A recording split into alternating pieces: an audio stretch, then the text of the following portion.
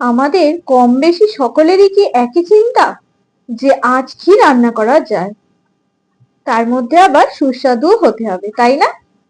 আমি কাল রাতে ডাল ভিজিয়ে রেখেছিলাম, ছোলার ডাল, মসুর ডাল।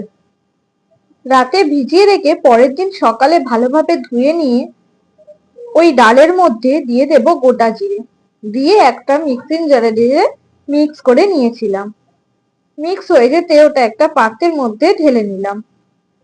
এবার ওর মধ্যে খুব মিহি করে বাটিনি, কিছুটা গোটা গোটাও ছিল, তার মধ্যে দিয়ে দেব নুন, জিরে গুঁড়ো, ধনে গুঁড়ো, হলুদ আর কাঁচা লঙ্কা কুচি। তোমরা এটা ঝাল অনুযায়ী দিতে পারো, যে যেরকম ঝাল খেতে পছন্দ করো। তারপর এটাকে ভালোভাবে ফাটিয়ে নিতে হবে এবং যতক্ষণ না তোমার হাত ব্যথা হচ্ছে ততক্ষণ ধরে ফাটিয়ে নিতে হবে। এটা ভালোভাবে ফাটানো হয়ে গেলে কড়ার মধ্যে তেল দিয়ে তেলটাকে একটু গরম করে নিতে হবে। তারপর মিডিয়াম টু লো আঁচে রেখে এটাকে ভেজে নিতে হবে।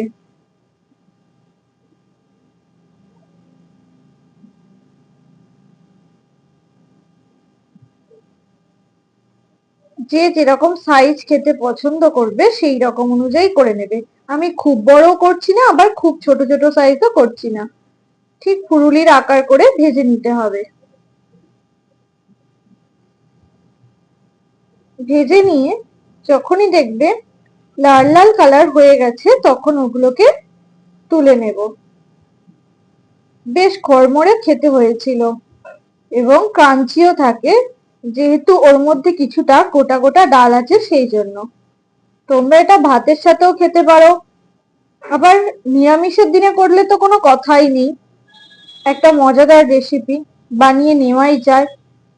বাড়িতে সকলেই খেতে এটা পছন্দ করবে, আর আমার বাড়ির লোক এটা খেতে খুবই পছন্দ করে নিরামিষের দিনকে। এটা গরম গরম ভেজে তুমি মুড়ির সাথেও সন্ধ্যেবেলা স্ন্যাক্স হিসাবে ব্যবহার করতে পারো। বেশ টেস্টি একটা খাবার। তো আমি এগুলোকে একটা একটা করে তুলে নিয়েছিলাম।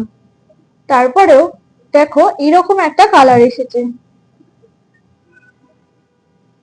যারা ঝাল খাবে না তারা কুচো লঙ্কাগুলো নাও দিতে পারো। আমি বাকি বড়াগুলোকেও একইভাবে ভেজে নেব। কত সুন্দর কালার এসছে তোমরা দেখতেই পাচ্ছ।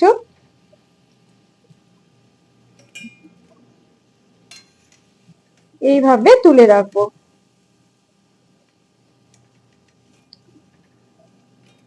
এবার ওই কড়ার মধ্যেই তেলেতে গোটা জিরে ফোড়ন দেব, তারপরে দিয়ে দিচ্ছি কাঁচা লঙ্কা কুচি, তারপরে দিয়ে দেব আদা বাটা।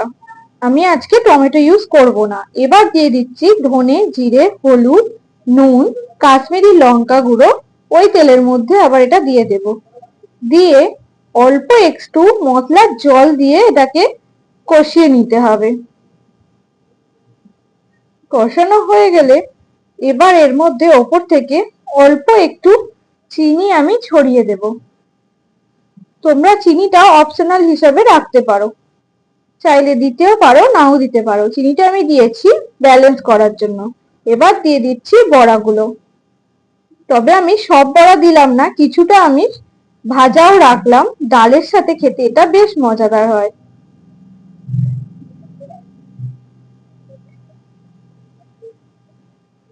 খুব বেশিও জল দেব না, আবার খুব মাখা মাখাও করব না। একটু জল দেব যাতে একদম বসে না যায়, নাবিয়ে নেওয়ার সময় পুরো বসে যায় এটা।